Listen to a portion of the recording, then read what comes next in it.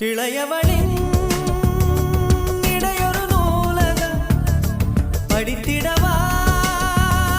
பனிவிழும் இரவுகளாயிரம் இடைவெளி எதற்கு சொல் நமக்கு உன்னாட ஒரு முறை விடுமுறை எடுத்தால் என்ன என்னை தீண்டக்கூடாதென